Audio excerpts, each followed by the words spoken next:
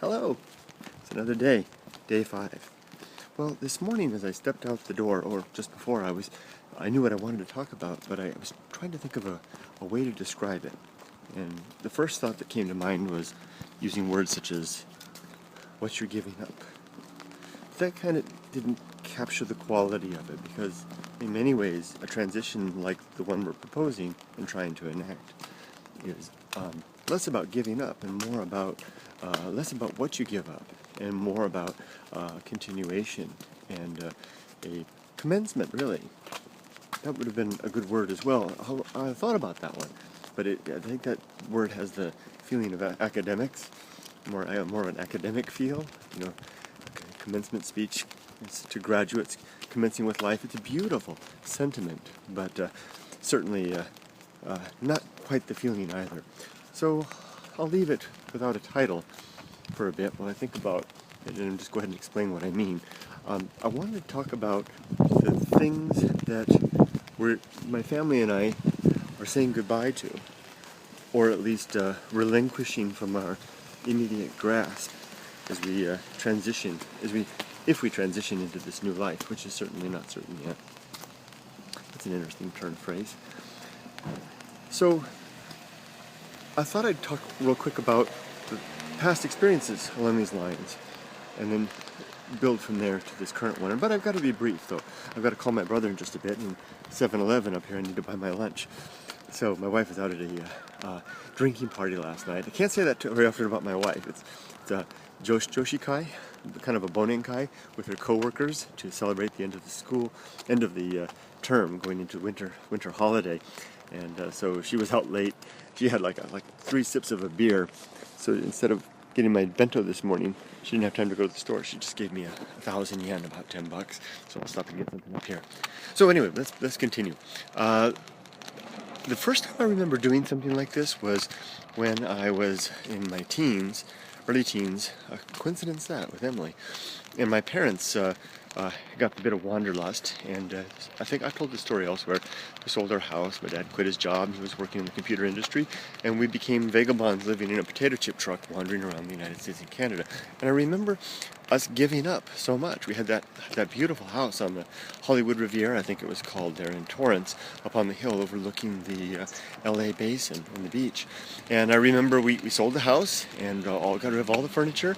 And I remember the night that we hopped into that potato chip truck, took our little dog, that's all we had. We drove out. The first thing we did was drove to a post office. How's that, Mas?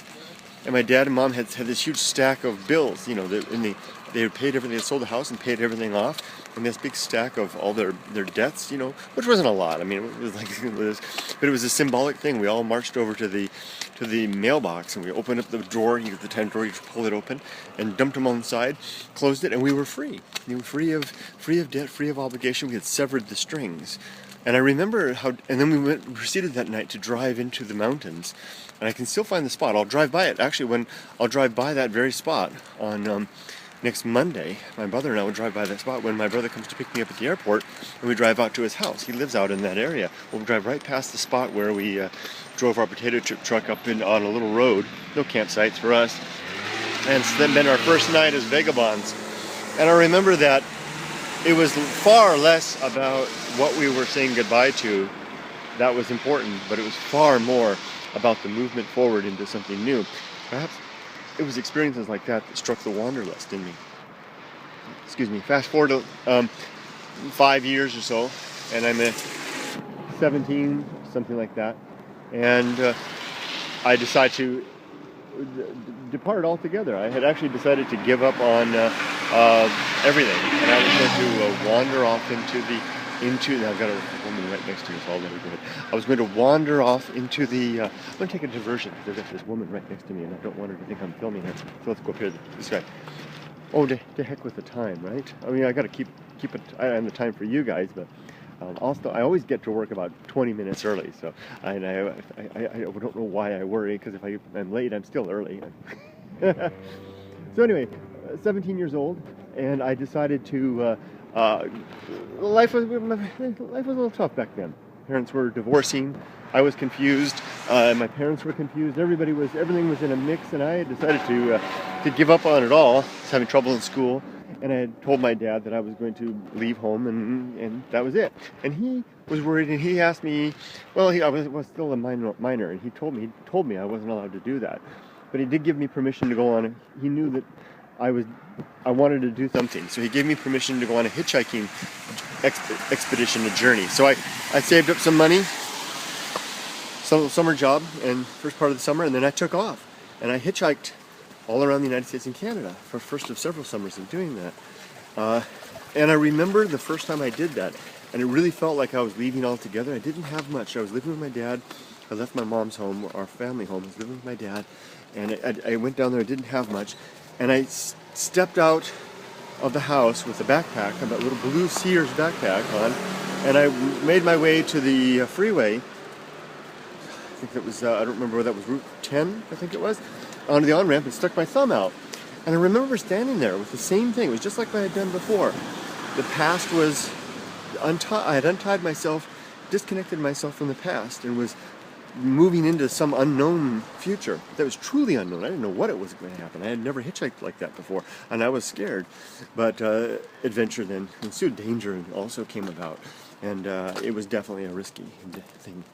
So then, again, when I went to college, and then again when I went to Japan, and then still yet again when my wife and I, my girlfriend at the time, came back to the States after college, and then another time when we went to Japan, and each time there was that sense of especially as we had built more in our lives. The last time when we came from the States to Japan, we had a beautiful home in the States. Almost an estate, 1 acre place.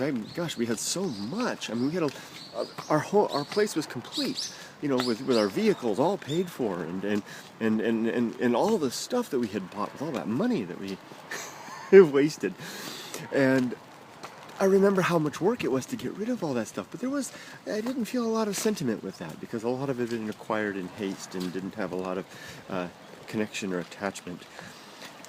Now, so in all of that, let's get back to the point.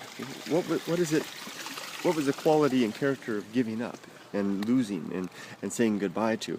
Well, in every case, what it really came down to was never the things. Rarely the things. Those were, I found it's always been the hardest is to get the stuff into the back of the car or into the truck and take it to the dump or give it away or have a yard sale, and when it's gone, I can't even remember what the stuff was anymore.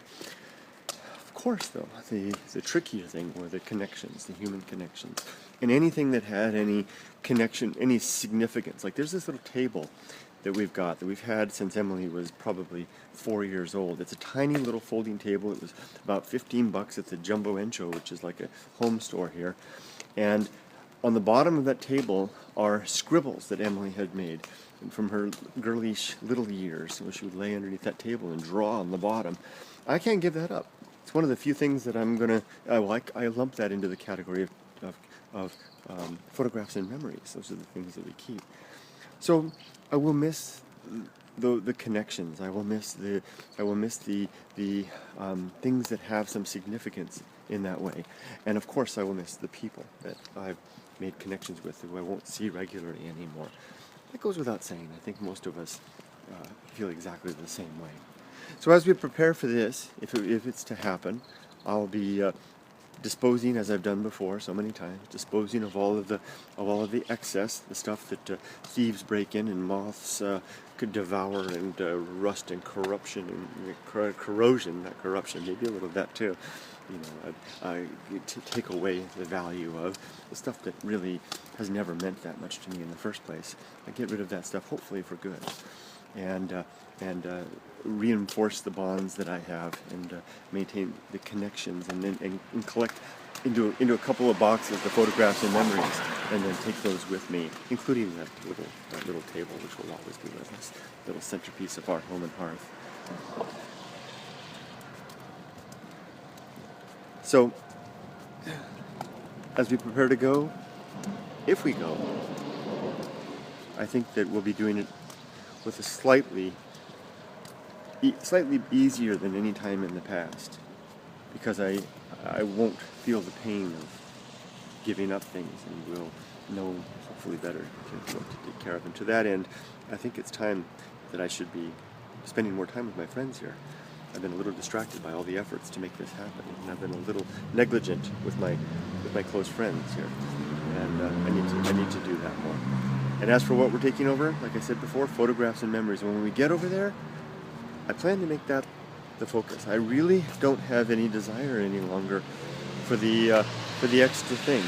I just want to have a comfortable chair to come home to at the end of the day, a little free time once in a while to walk about, and as evening falls into night, maybe find a warm rock to sit upon with the glow of the day still radiating off of it, to watch the sun go down another time. Yeah, that's about enough. And then commence with another chapter. For how long, I don't know.